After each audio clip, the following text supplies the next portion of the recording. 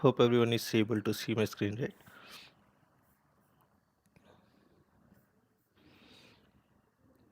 So we were going through exception handling the previous day, and we had seen how we can basically use try, catch, and finally to handle exceptions. So basically, whenever we feel that our code can throw some kind of like exceptions, we handle that piece. We write that piece of code in the try block, and uh, we use the catch block to handle that particular exception. Suppose the code in the try block threw some kind of exception, so that will be handled by the catch block. And what we basically do is the catch block will uh, take the object of the type of exception that is thrown by the try block. So suppose the try block is throwing some kind of like arithmetic exception, so we will use an object reference of uh, arithmetic exception in the catch block that will pass in the catch block, and we will print some message from the that particular reference. This we had already seen. And also what we can do, we can like use a finally block, and the finally block was mainly used to like release the resources or uh, close the database connections, close the file input output connections. Also the socket connections can be closed in the finally block. And we had seen that finally block is like always reachable, whether some kind of exception is thrown or exception is not thrown, the finally block will be called. That we had seen in the demo by printing out some statement in the finally block. So whatever was written in the finally block was always printed. So there was one thing, like we cannot use a catch block without a try block. So for catch block to exist, there must be a corresponding try block. And also we can use means whenever we use a try block, either we can use a catch or we can use a finally. But it's a good practice that with the try block we generally use a catch block. Means we can try to just omit the catch block as well, and we can use try with finally, but it's a good practice that we use the catch block corresponding to the try block, and try to use the type of exception class in the catch block that is expected to be thrown from the try block. That means if our code is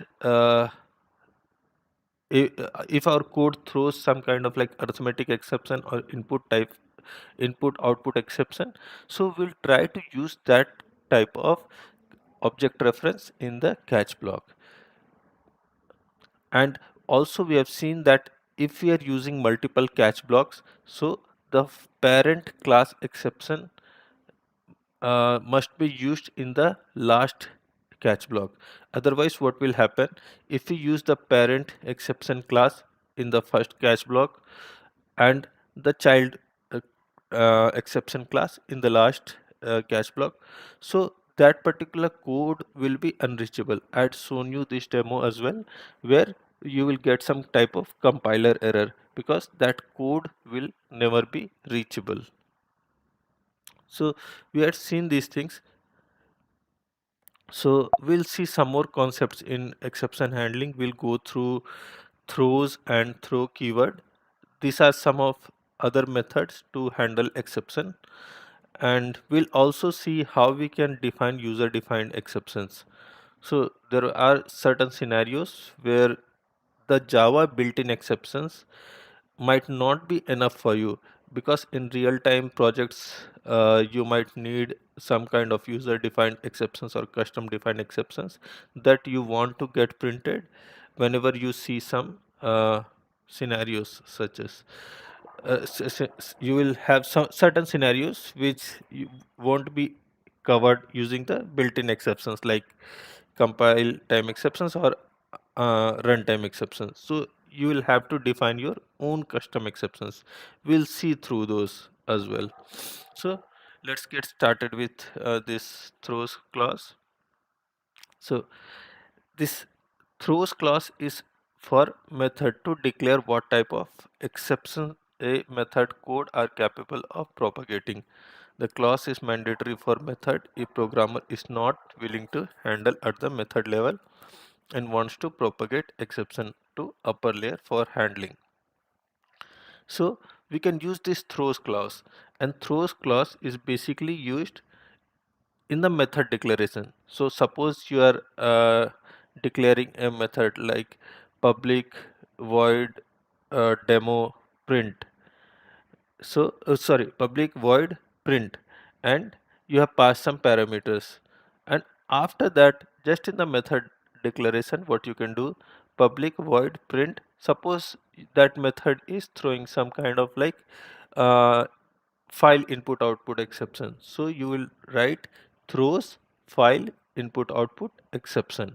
We'll see this in the demo, but this particular uh, type of exception is declared at the method level, and we use throws. Why basically we use throws is, suppose you don't want to handle that particular exception in the method itself. So what is the difference in try catch and throws? In try catch block, we saw that whatever whatever exception is being thrown by the try block, we are handling in the catch block just below the try block, right? So suppose our try block is throwing some kind of exception, then we'll try to handle that particular exception in the catch block just below it. But in throws, when we use throws, the major purpose of this is, suppose the method that I'm using throws in has thrown some exception, and I don't care that I want to handle that particular exception there itself. So whatever method is basically calling this method, I want to handle that particular exception there. So that method will basically handle that exception and not the place where throws is used.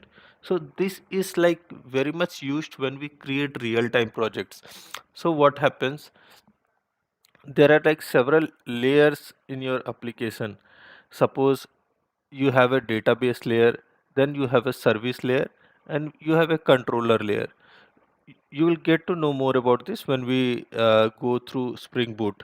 So what happens, your database is basically interacting to the database or the tables that you have created, and those tables contain some data. Suppose you got some exception at the database layer, and this uh, your code whatever was written for the database layer threw some exception, and you don't want to handle that exception there itself. So what you can do is you can choose to propagate that error. Means, let's say I have thrown that particular exception, some custom exception or some exception which I want to handle at the service layer.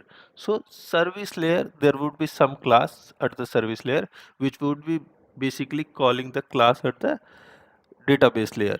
So now this service layer is at the service layer also we have used in the method some throws keyword, and we want to propagate it to the upper layer, means the caller of this particular method. So at the controller level we have a method where again we are calling service layer method. So at the last, we will handle the exception at the controller layer. So this scenario will be very much seen when we create real-time projects, or whenever we use this kind of like propagation for handling exceptions.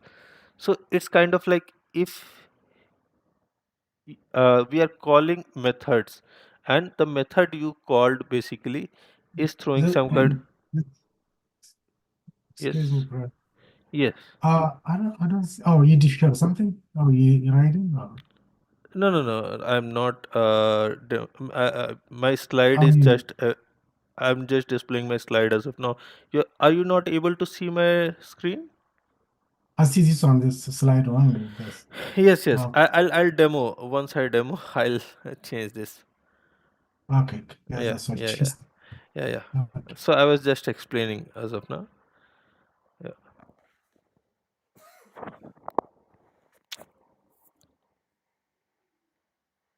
yeah. So we'll see that in the demo. So let's go through another point. Exceptions are thrown using the throw statement, which takes an object as its parameter. The thrown object must be a subclass of the throwable class. An exception can also be generated by calling a method that itself throws an exception. So we know that the parent of throws the parent of exception is basically this throwable class. We have seen that slide where we had that exception hierarchy, right? There was an object class at the top, and then there was like throwable, and then from throwable there were like child classes like uh, errors and exceptions, and in exceptions there were further categorized as runtime exceptions and compile time exceptions. And then for runtime and compile time exceptions you saw different examples which can be like categorized in runtime exceptions and whatever can be categorized in compile time exceptions.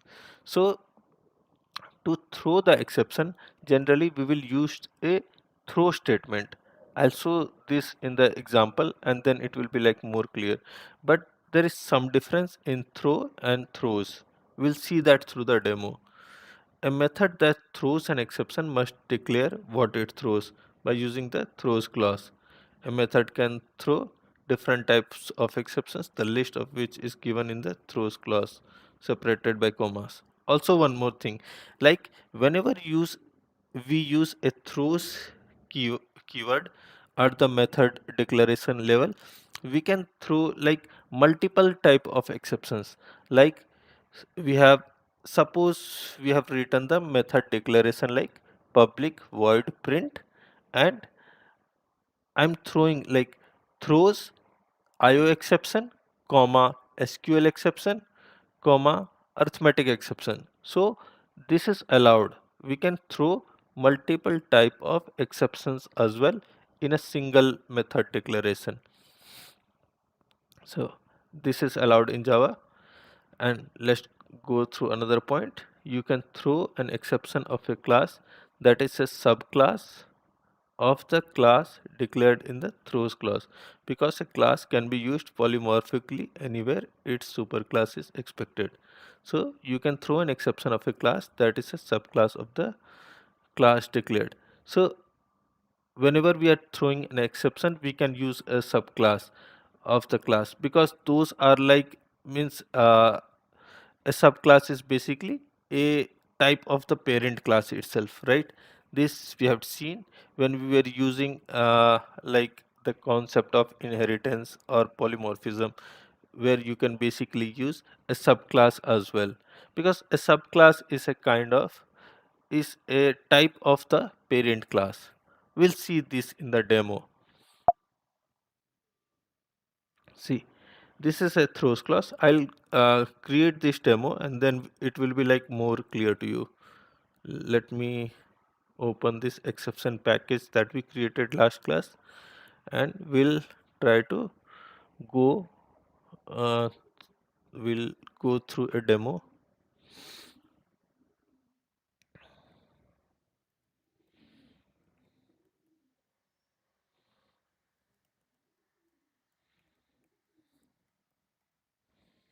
Let's create a class named throws exception demo,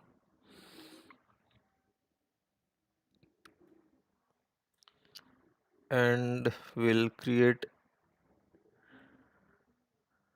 a method. Let's say we create a method called public float divide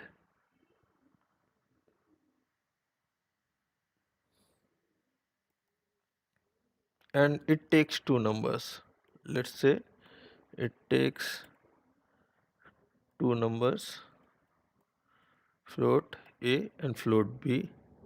And what we are basically doing, just observe this. I'm using a throws keyword here, and let's say when I write a code of division, so I can expect that there might be an arithmetic exception that is thrown when sometimes it happens, right? Like the denominator which is dividing the numerator is 0. So in that case, basically we can expect a arithmetic exception. So I will use arithmetic exception to throw an exception. So what I will do, I will write down something like this. So in the method declaration itself, right, see, this is our usual method, like public access modifier, the return type, name of the method, then these parameters whatever we have thrown, and whatever we will use in this method, and then followed by this throws keyword and the type of exception that I want to throw. And also what we can do, we can use multiple exceptions like this. We can use multiple exceptions separated by commas, but I'm only concerned about arithmetic exception as of now. So we'll start writing the code in this method. So let's say I've used a try block here, and what I basically want to check is if, say, b is equal to 0. So b is the number which will basically divide a. So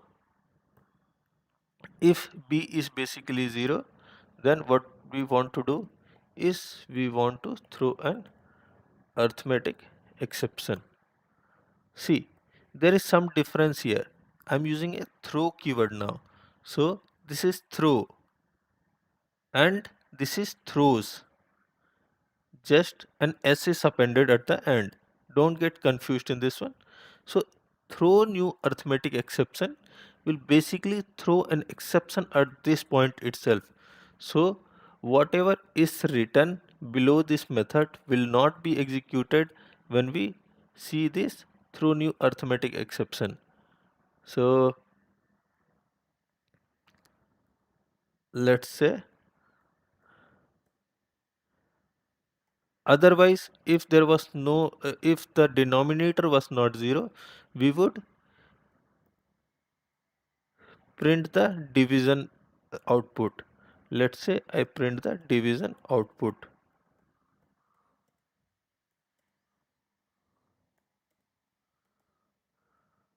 a by b. I print the division output, and let's say I'm not using the catch block, I'm just using the a finally block over here.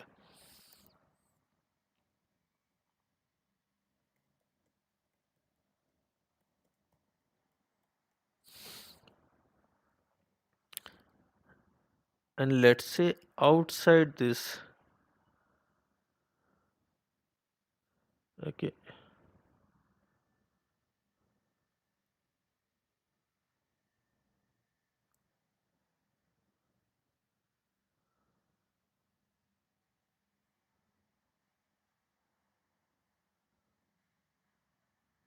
okay, since this method was returning a float type, let's return a by b, because we are expecting a float return type, so we will return this a by b. Let's say we have our main method created here, and in this main method I create a object of this class, and we'll try to handle the exception which was thrown by the above method here. So what we'll basically do is, let's Okay, I'll have like two parameters as well for to pass to the methods, and tb is equal to, let's say, 5. So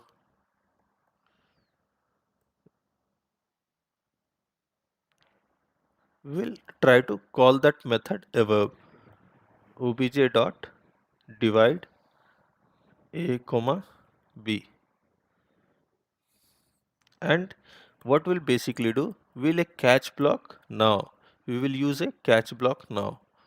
So let's say I'm using arithmetic exception here, and in this catch block I'm basically printing an exception message. So let's print this exception message like e dot get message. So let me try to run this program.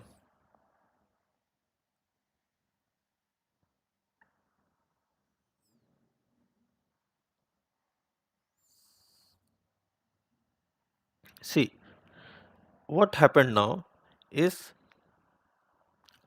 initially s- uh, the execution will start from the main method, right?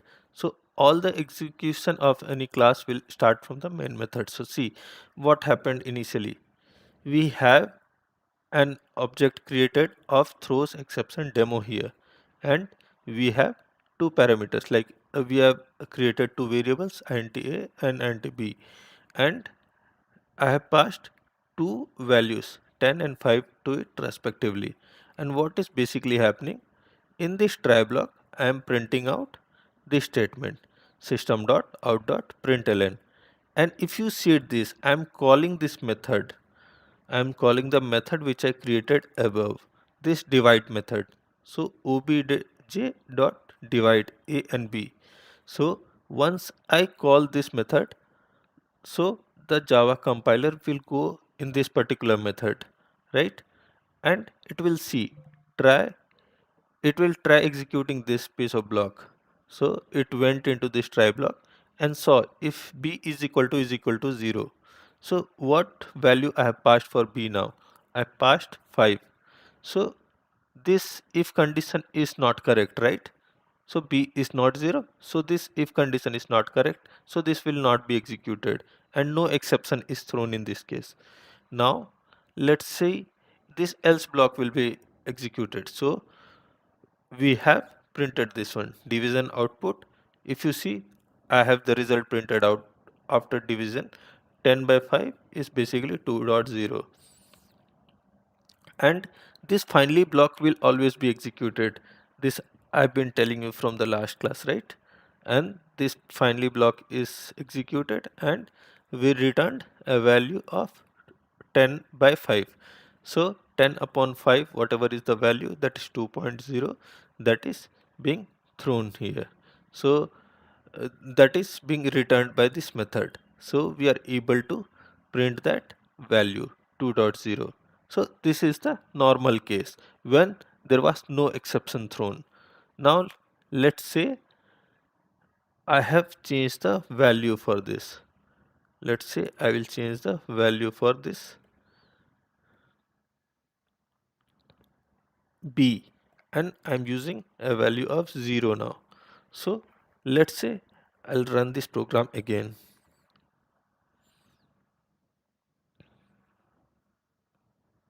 Okay, we have some issue.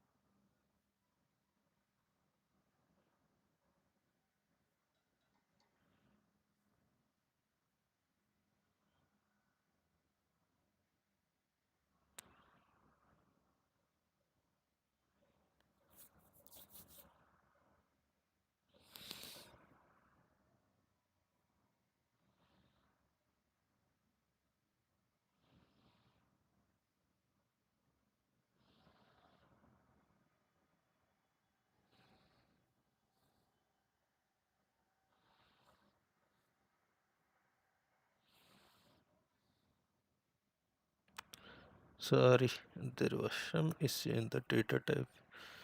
Uh, okay. Change data type. Yes, yes, yes.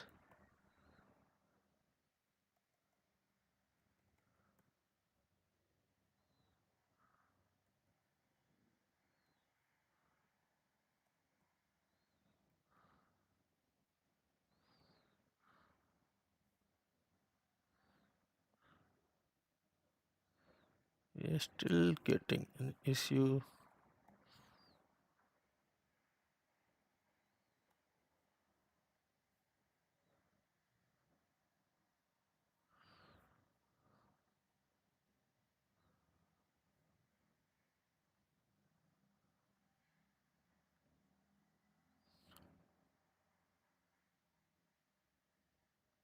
Throw new arithmetic exception.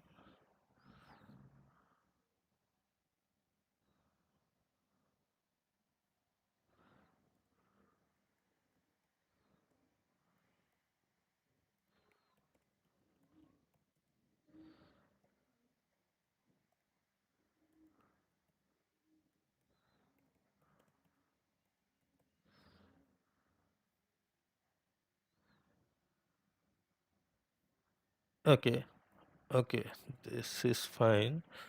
Yes,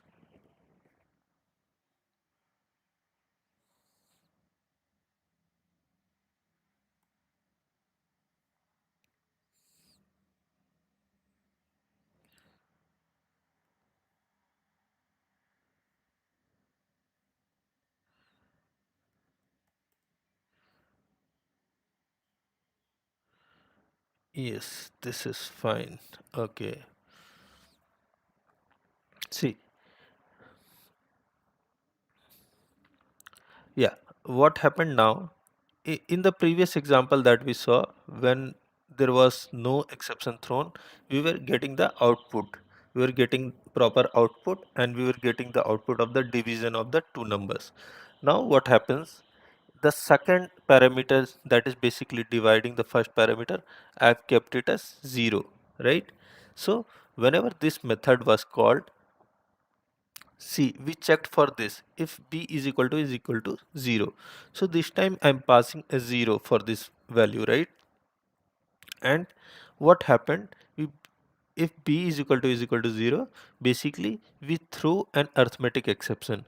So we basically create an object of arithmetic exception here and use the keyword throw. So at this point of time, so whatever is written in the else block, or if any piece of code was written below this through new arithmetic exception will not be executed, but this finally will get executed, right? Because we know that finally always gets called irrespective of whether the uh, catch block handled the exception or it did not handle the exception. This finally block will be executed. But see, this return keyword did not return me a value this time. Last time we were getting a value of 2.0, right, upon dividing 10 by 5. But this time the exception was thrown from this particular point, and when this exception was thrown from this particular point, so whichever method basically called this method, so from where this divide method was called will go to that particular caller. So we were calling this divide method from the main block. In this main block, basically we are calling this obj.divide. So we have a try block here, and corresponding to that we have a catch block here.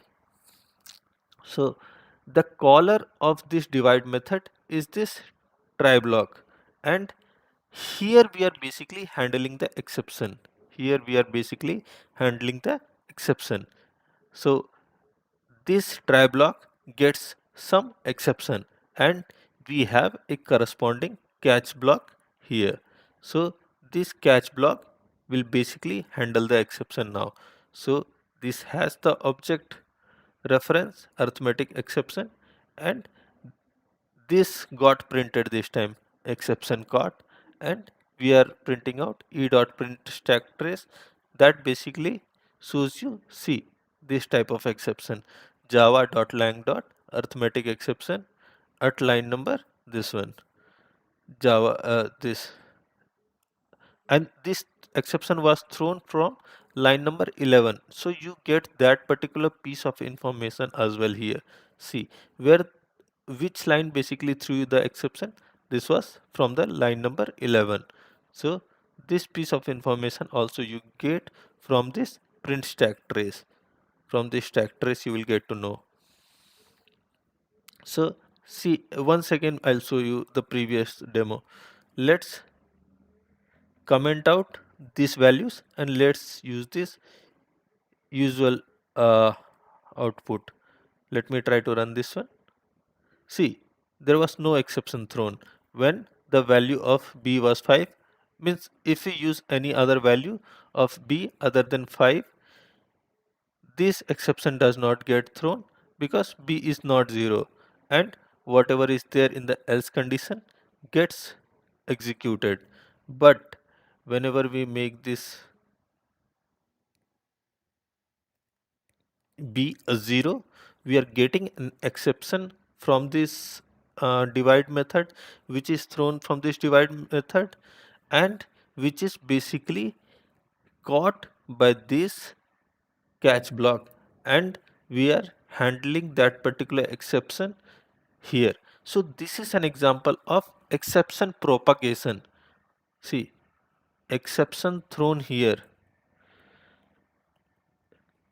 exception thrown here is basically is propagated to the main method.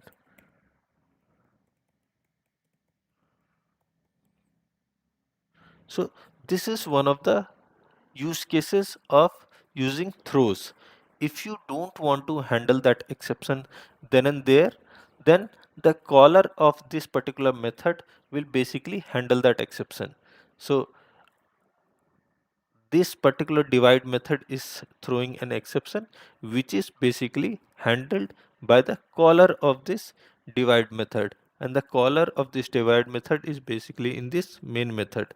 From here we are basically calling this divide method. So we have handled the exception here. So everyone understood this concept, why we are basically using throws, and how this exception was caught in this main method. If you have any questions, let me know.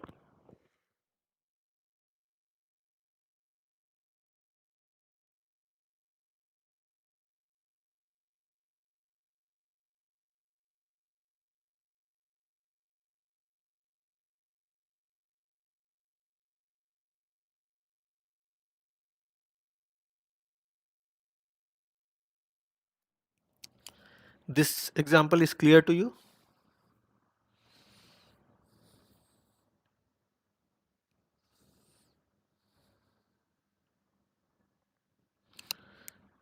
TJ, do you want to remove these throws from the method, right? Okay, I'll show you that as well.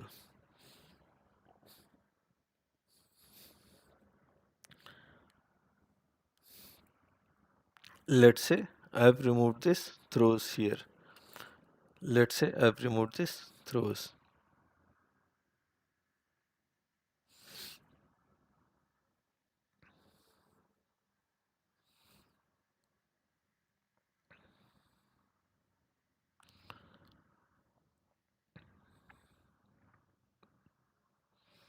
See, here also, whenever we remove this method throws, right? At this point, means there was just a single type of exception, and we were still able to catch this here because the caller of this method was here. So we were able to still catch this. But whenever you have this exception, a lot of exceptions which are being called from the different layers, right, we will use this throws keyword because this is used for exception propagation. And like we can have like multiple type of exceptions, right? We can expect this was just one arithmetic exception. So suppose your code is throwing some SQL exception or IO exception, and then you might have multiple catch blocks here. So whatever uh, exception that you are basically throwing, you want to catch it in the uh, caller of that method. So you have to basically use throws exception. Means these examples will take a lot of examples for this whenever we go through Spring Boot Spring Boot projects. There you will there you will see a lot of these throws examples, like multiple exceptions are being thrown and which are being declared in this same line. So you might see SQL exception, you might see IO exception. So at that time, right, basically from your code there can be like multiple type of exceptions that can be thrown. So for propagating that particular exception, we will use this throws keyword.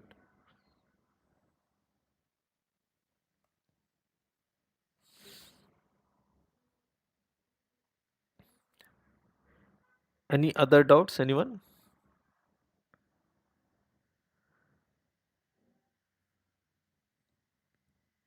So we have seen this usage of throws uh, keyword, and also just be cautious of how you use this throws keyword and how you use this throw. See, throws will be used in the method declaration here. This is throws, and from the piece of code where we basically want to throw that code, throw that exception from the code, there we will use this throw keyword followed by new arithmetic exception or new any type of exception. Suppose we were throwing some SQL exception here, so we would basically use SQL exception here, right? So the same type of exception will throw which we have declared here in the method declaration.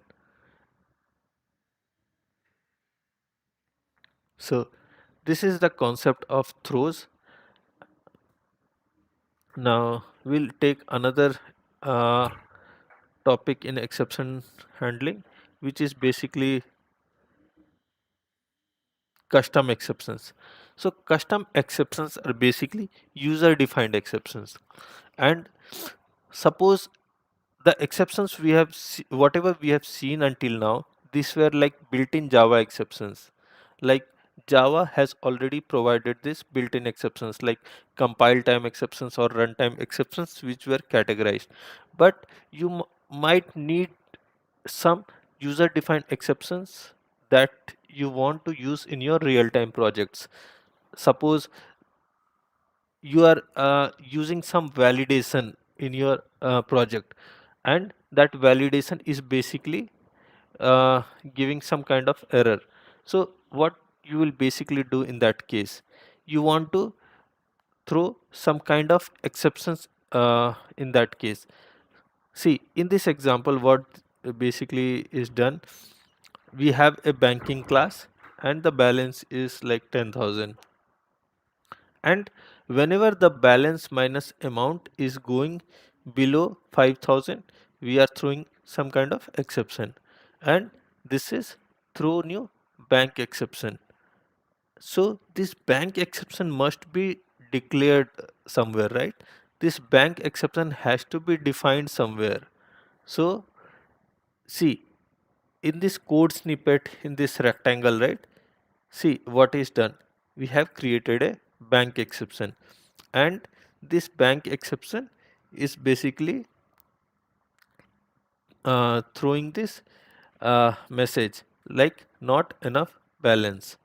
So we will use some kind of custom exception which is like created by the user to throw this type of exception. We'll get into the demo and then this will be like more clear.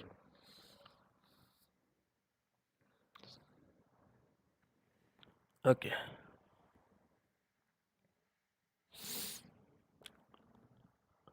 I'll create a custom exception.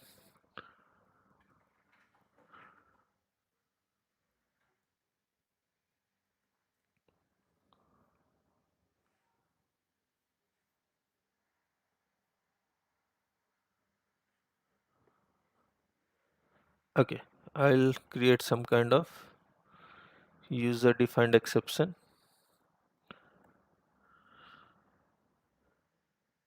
Let's say user defined exception,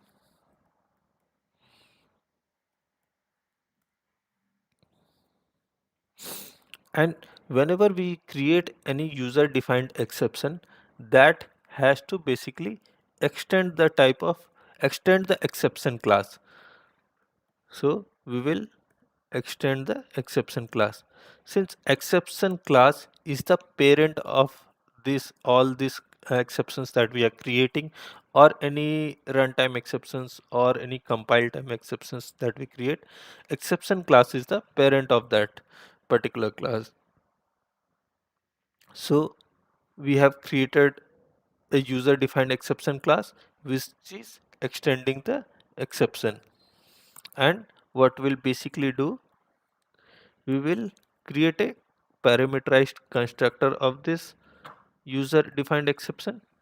And how we create a parameterized constructor, this is public, this is user defined exception, and we will just create pass a string message. So we are creating a parameterized constructor and we are taking a parameter like string message. And what we'll basically do in exception class, right? In exception class, basically there is a method which prints out the exception, and that requires a parameter string method. So we will pass this message in this here. See, you remember the usage of this super, right? Whenever we use super, what it basically does, whenever super is used in a constructor, it basically calls the parent constructor. So in this scenario, the parent constructor will be of the exception class, right? If you open the documentation of this exception class, see, we have something public exception string message. So there is already a method defined in the exception.java documentation. So this takes a string as a parameter. So there are like lot of other methods as well, like overridden methods or overridden constructor methods. So you'll see a lot of those examples where you can pass a string message, throwable clause, and string message, throwable clause. There are like a lot of other parameters also. But here, what I'm trying to pass is I'll just pass this string message here, and this is now our user defined method, user defined exception. This is it, we have created one user defined exception. Now let's say I create one test class,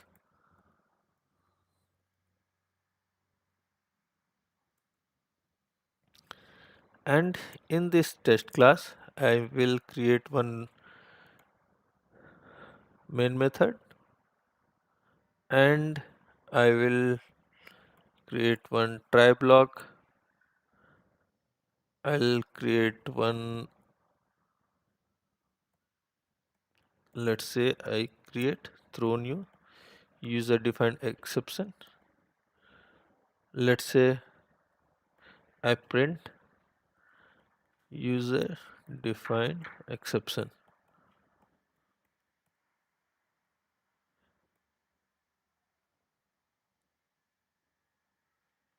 So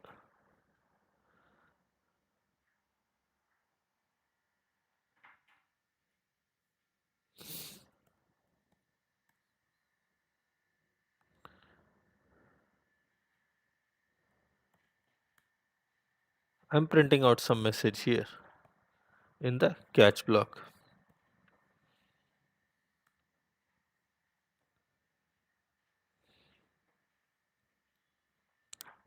Let me try to run this. See, we are able to print this user defined exception, right? We are able to print this user defined exception. So did you understand how this got printed? So let's say we have created our user defined exception, and what we need to basically do, we need to extend the exception class. So why? Because this exception class already has a constructor for printing out the exceptions, and for that we'll basically need to create a parameterized constructor of this user defined exception, and we will pass a string. This string is basically to pass on the type of message that we want to see, and this is it. This is our user defined exception. This is it. This is our user defined exception is created now, and we have our test class. So suppose from this try block I want to throw that particular user defined exception, and what message I need to print. I need to print something, let's say user defined exception. So I have thrown this one. So it is basically caught here, and means this particular catch block we need to define, and this needs to be of the same type. So we are basically throwing some user defined exception. I'll show you another example as well. Let's say I have some validation exception, and this validation exception is also a type of user defined exception. Extends exception.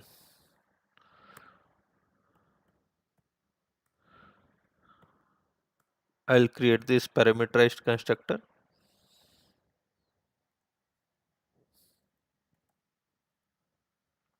and I will pass the message.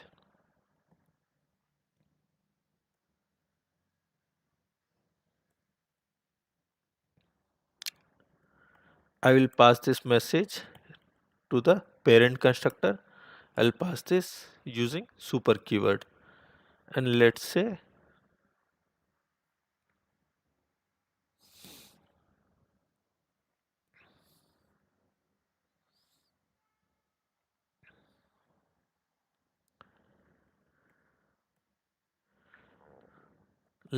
I have some class as um,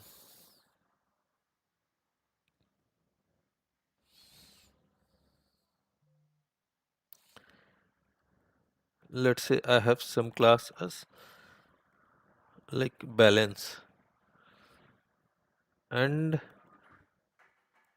I have some private float balance.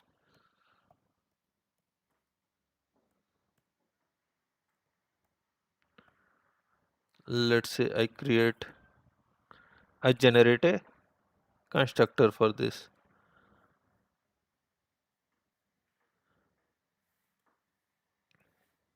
and I'll create one main method where I'll create the object of this class so that this constructor gets initialized.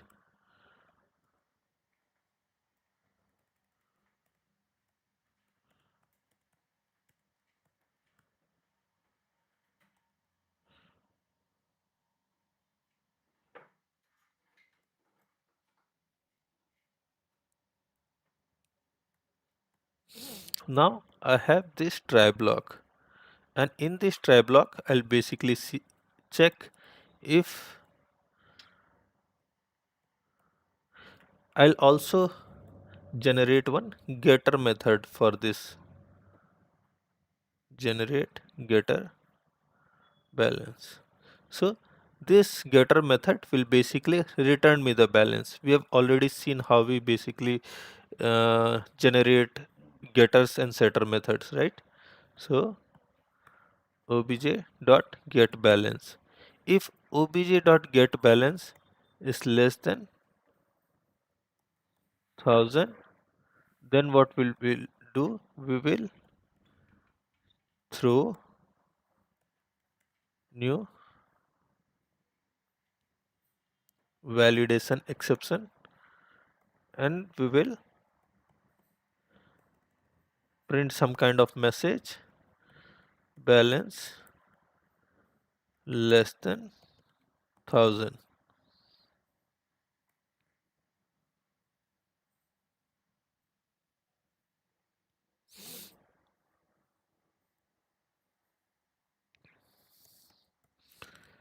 And let's say in finally block we are printing out the balance.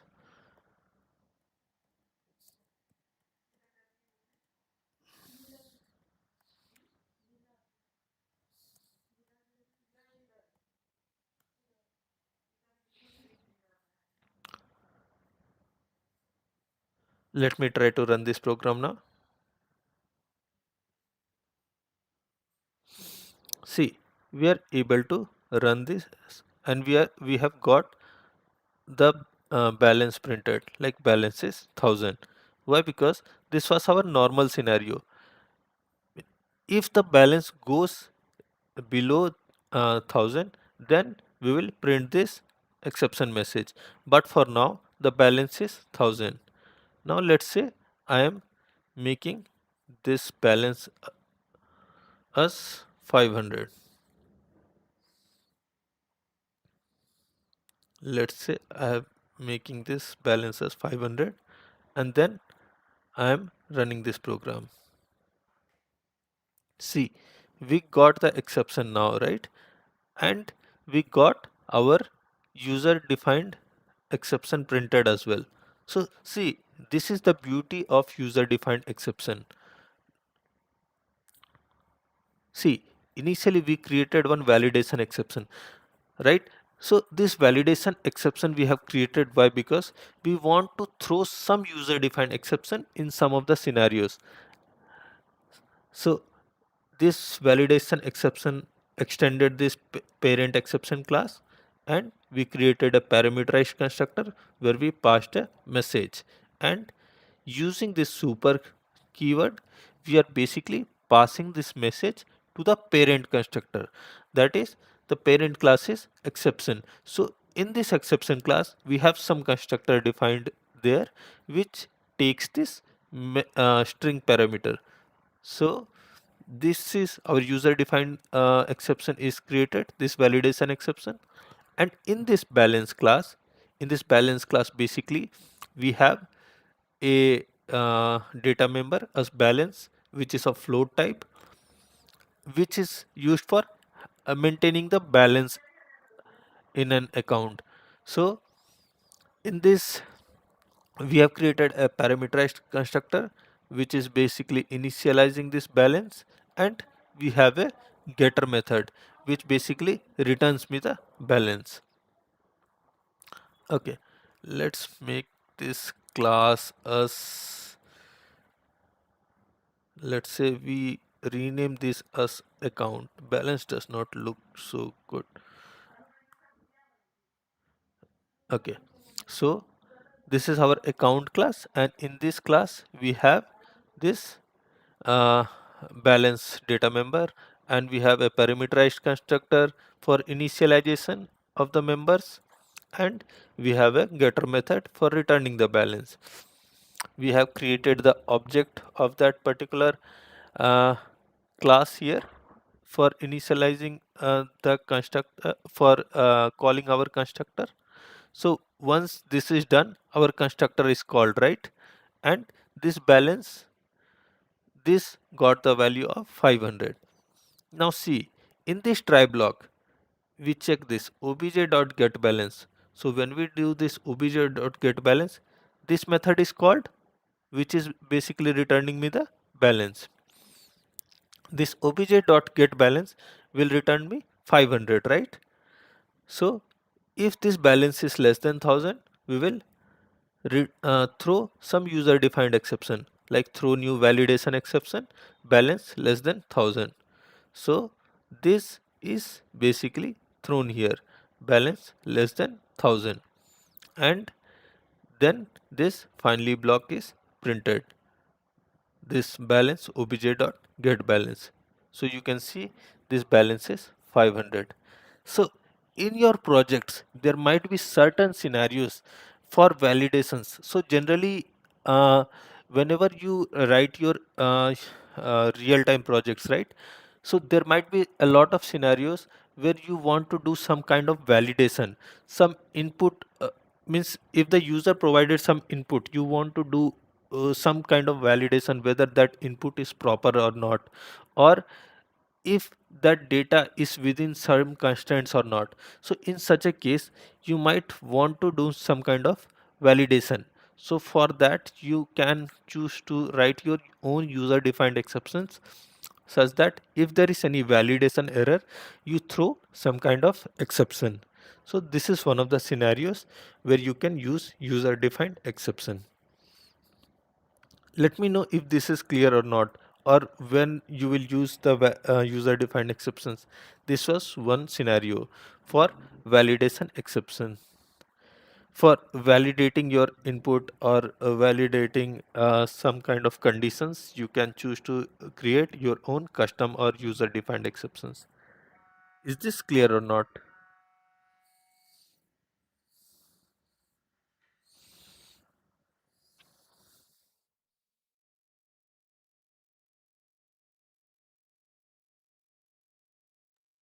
That's clear for me, but uh, every project they have to use this one exception handling, right? Sorry, can you please repeat? Yeah, every project, any project, they have to have using exception handling, right?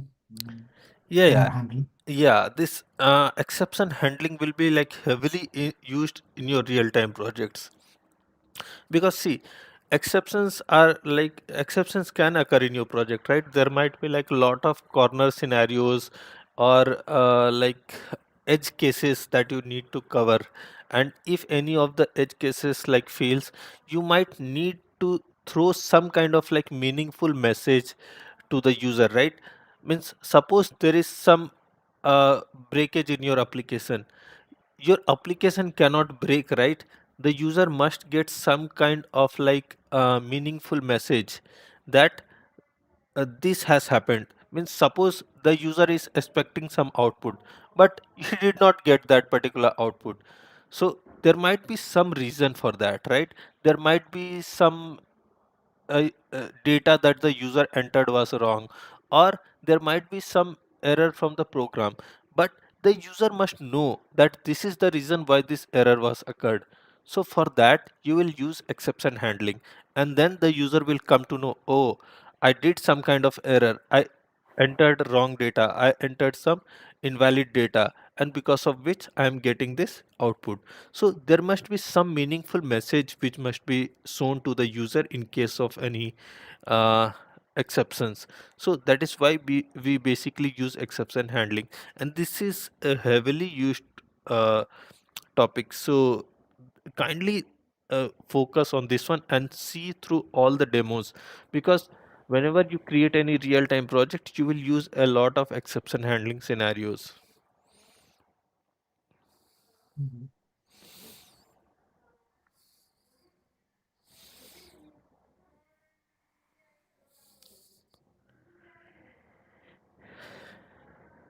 Okay. Thank you, Fred. Yeah. If this is clear, and can we like extend our class for like 15-20 minutes? If it is fine, we can like start another topic, or we can like start it tomorrow as well, whatever you say.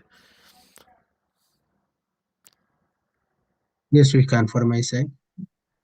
Everyone is fine? Yeah, I'm fine too. Okay. Okay.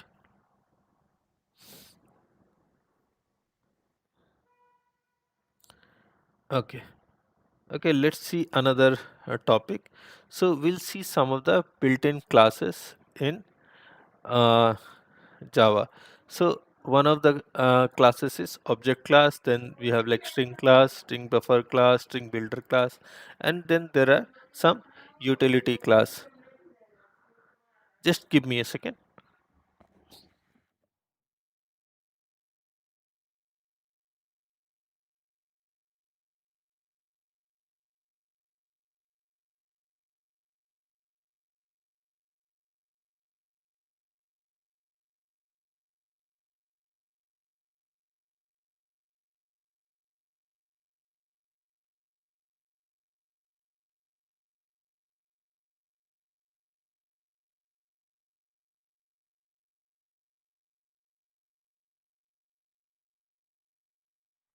Okay, yeah.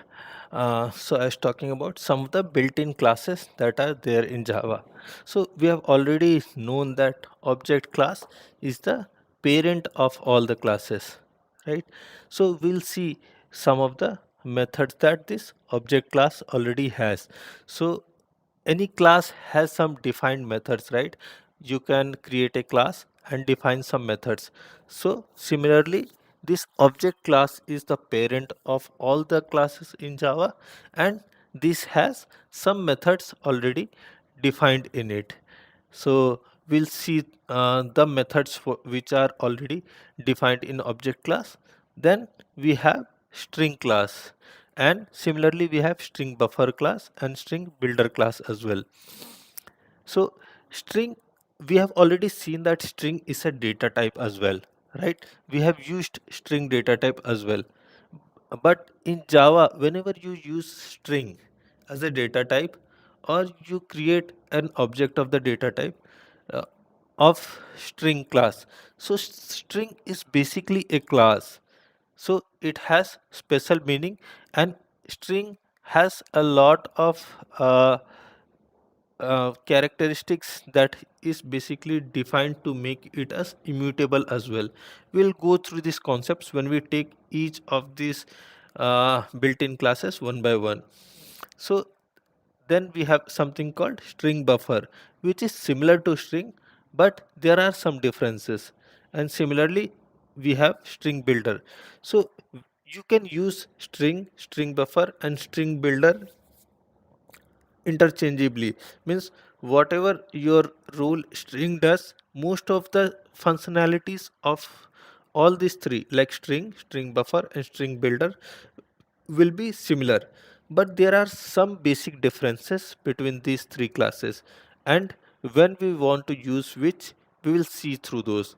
So these are some of the built-in classes, and then we have some utility methods also. Those we'll see one by one. See, let's go through object class. So Java has a class called object that sits at the top of the inheritance hierarchy for all classes. So this we have already known, right? So this object class is the parent of all the classes which are defined in Java. So this is at the top of the hierarchy. All classes inherit from the object class either directly or indirectly.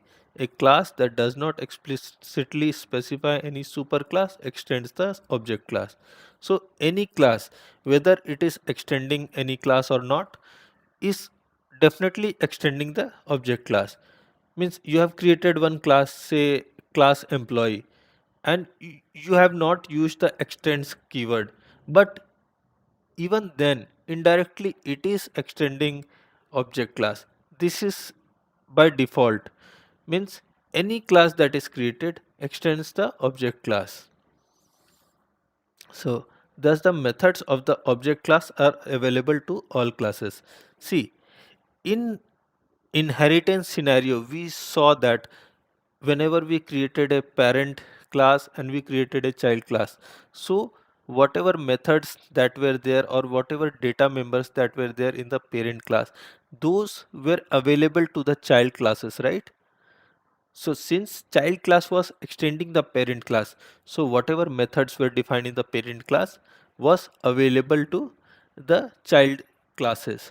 So similarly, since this object class is being extended by all the classes, even if you write that extends keyword or you don't write. So whatever methods are defined in this object class, whatever methods are defined in this object class are available to all the classes. So we'll see, like, some methods are defined in this object class, how those are getting used in the classes that we create. So thus the methods of the object class are available to all classes. There are two categories of methods in the object class: general utility methods and methods to support threads. The method supporting threads will be discussed. Okay, we'll see. So let's go through object class first. Let's go through object class first. So some of the methods of this object class are defined in this slide.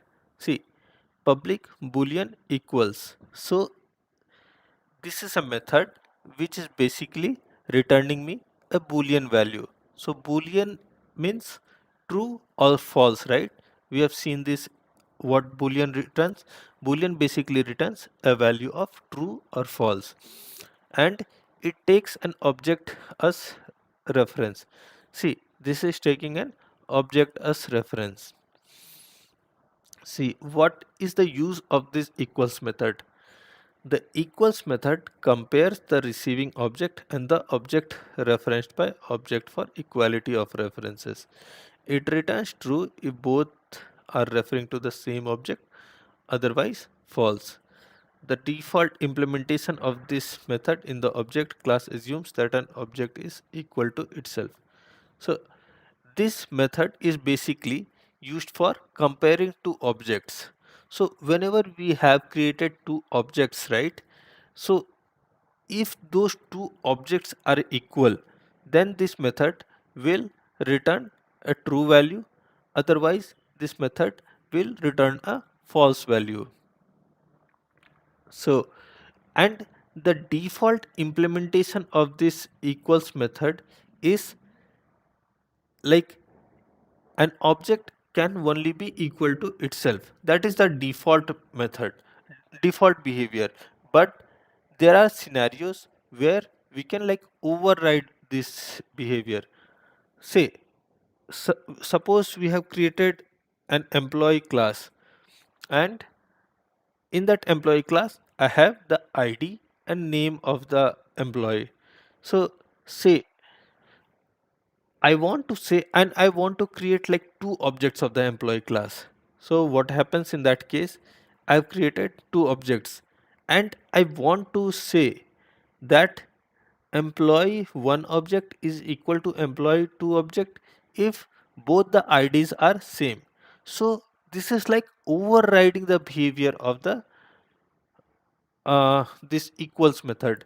So we'll see how we can do that as well.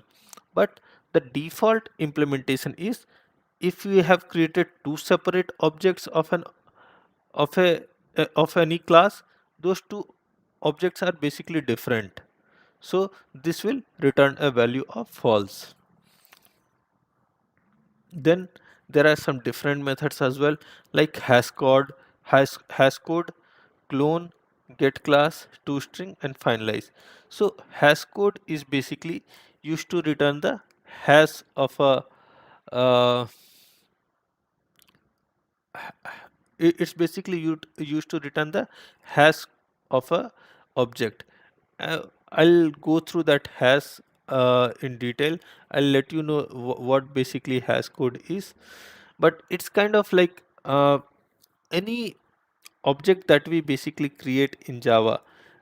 Any object that we basically create in Java has some kind of hash code, and that hash code is basically used for, that is kind of like code written by uh, Java. So it's any object that you create has a hash code, and those hash code for two particular objects. So this method is also basically used for equality of objects. So any two objects that Java has, their hash codes must be definitely equal. Suppose I created two employee objects. Those em- uh, and I want to show that those employee objects are equal.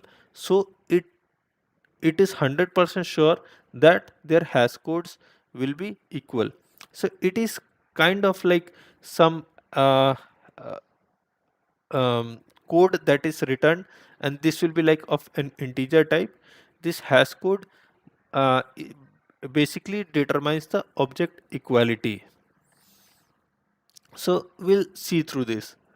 Then there is another clone method. This clone method is basically checking if one object is the clone of other. Clone means it's kind of like duplicate of the other method. So this is one of the methods of the object class. Then we have some get class method, public final class get class. So this method is basically heavily used when we want to when we use the topic reflection. Means you do not want to create the object, but still you want to get the object class instance. So without creating an object, you still want to access the methods of that particular class. So in that scenario, we can basically use this get class method. This method we'll see when we go through the topic reflection. Reflection is basically used for some kind of like unit testing. In some scenarios, we do not use reflection for writing our code. So we'll see through that as well. And then there is like this public string to string. I think I've shown you this example also in some of the demo. Like if you want to return the string object, if you want to like return the object, suppose you have an employee um, object employee class, and that has two members like id and name. So you want to print the object. So whenever you want to print that object, you will basically convert that object to string format, and then you will print that particular object. Otherwise you will not get any meaningful message. So that is why we use this string to string method to convert that object into a string format and then print it. And then we'll see this finalize. There is one method called finalize as well in Java, which basically extends the throwable. So throwable is the parent of that exception class, right? So we have this finalize method in that particular throwable class. So see, this is one of the demos of this equals method. So what basically they are doing is there's a main method, and in this main method we have an object created for this my object class. At, uh, at the top we have one class declared, right, class my object. And in this equals method demo, we are basically creating an object my object o1 equal to new my object, and then we have my object o2 equal to o1. So whatever object was there in O1, we are basically assigning it to O2. And then we create another object, my object O3.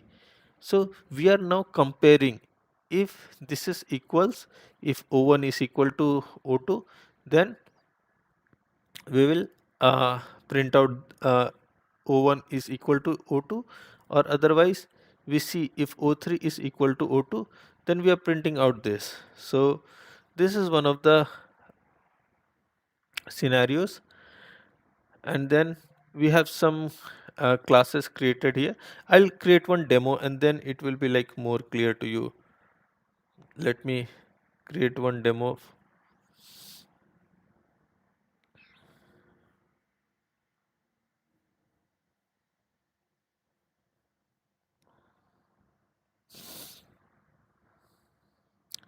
Let me create another package.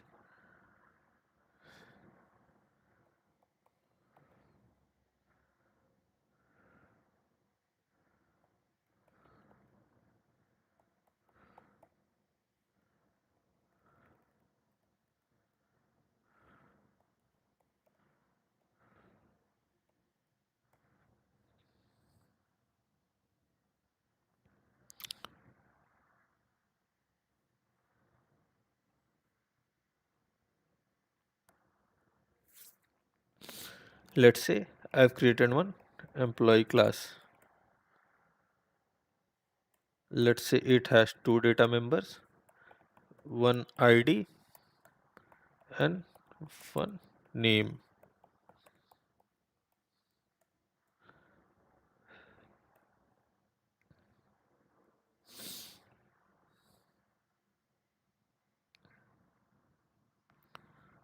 Let's say I am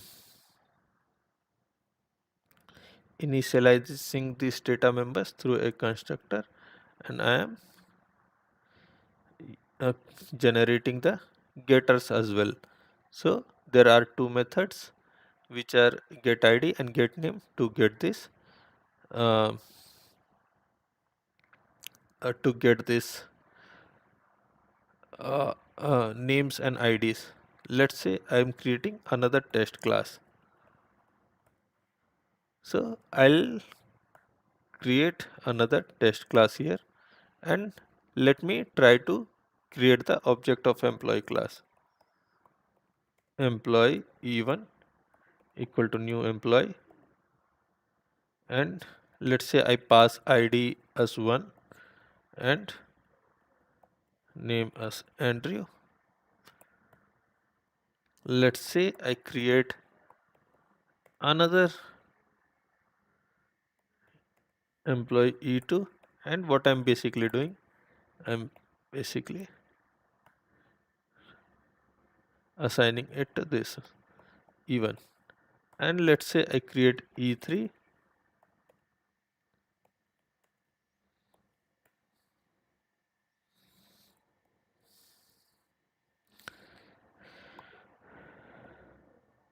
Okay, let's say I pass the same thing, like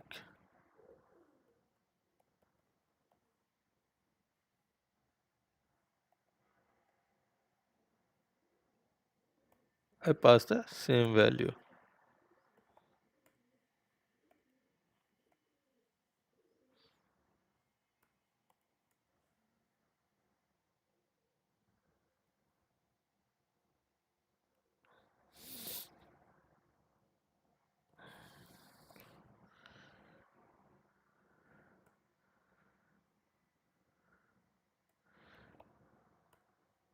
Let me try to print out now. Let me try to even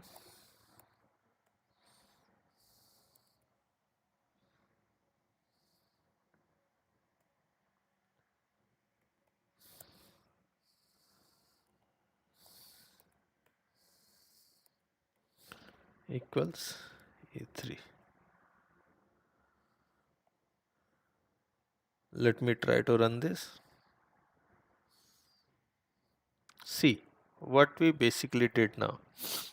We have created one employee class. It has two data members, and we created one constructor, parameterized constructor, for initializing the data members, and then we have two getter methods, one for getting the ID and another for getting the name. And now we went to this test class and we created one object of this employee event class, and we passed the ID 1 and name Andrew. Now what we did was we created an object reference, and whatever this object was even, so we referred the same object to this e2. So when we create an object, right, it is stored at some memory, it is stored in some heap memory in Java, right? So whenever at line number 7, when I uh, assigned e2 to e1, right, so basically this e2 is referring to the same object as e1, means e1 and e2 are basically referring to the same object. So that is why at line number 10, whenever I printed this e1 dot equals e2, right, so this printed me a value of true, because e1 and e2 are referring to the same object. Now let's say I create another e3 object, right, employee e3. So e3 is one of the references, and I create new employee. See, I'm passing the same values 1 and Andrew, right? Even then it will throw me that this is false, because whenever an object is created in Java, it is at a different memory location. And that is why whenever you create anything like new employee or new student or any new object, those two objects are always like different objects. So even dot equals e3 will return me false. What this equals method basically does, it checks if two objects are equal or not. So in the first case, it returned me a value of true. Why? Because E1 and E2 are basically referring to the same object. But in case of E1 and E3, these are two different objects, and that is why this is giving me a value of false. Is this clear or not?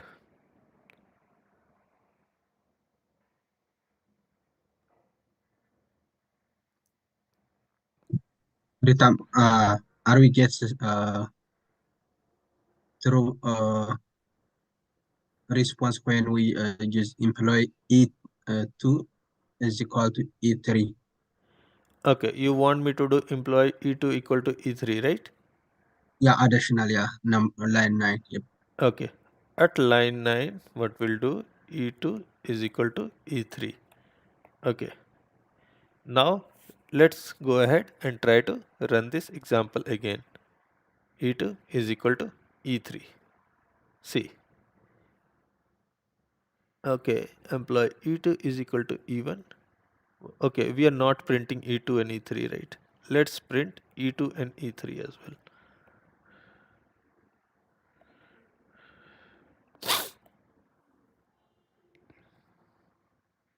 See, now when we assign E2 to E3, right?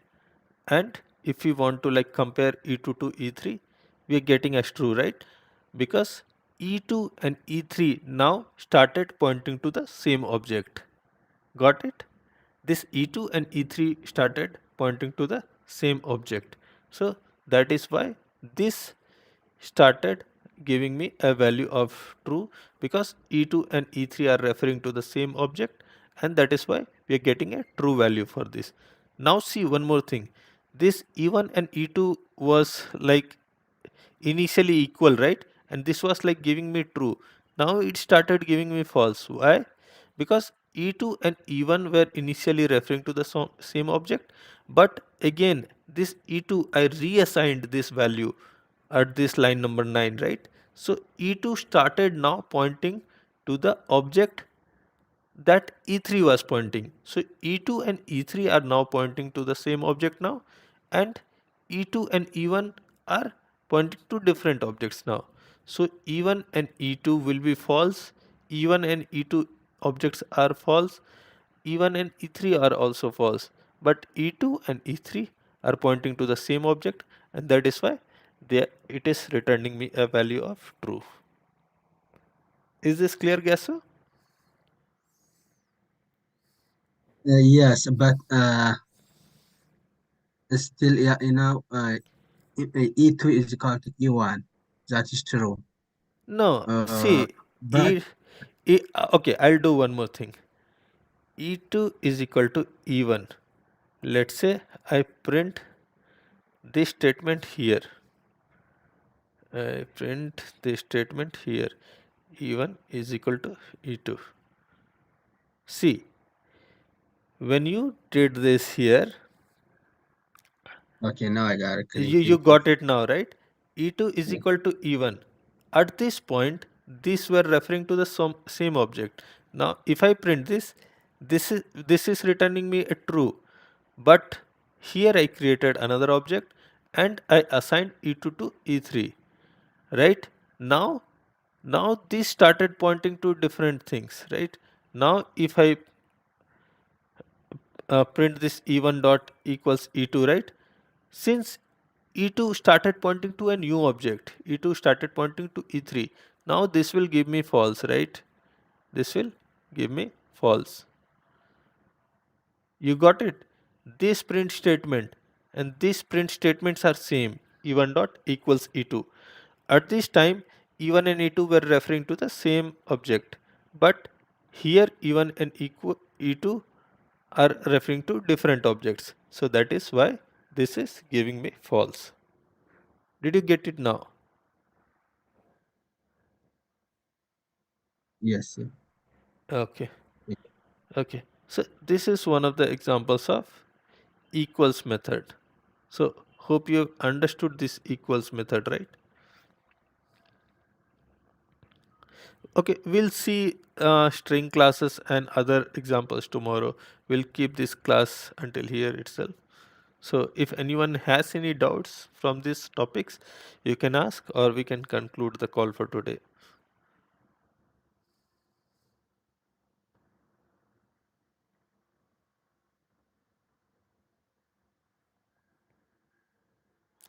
Okay, we'll have the class again tomorrow at the same time. Until I'll send you this demos, and also I'll share the um, I'll upload the contents on YouTube as well. You can go through that channel. Okay. Thank you, everyone. All right. We'll Thank meet you. tomorrow. Thank you. Thank you. Thank you.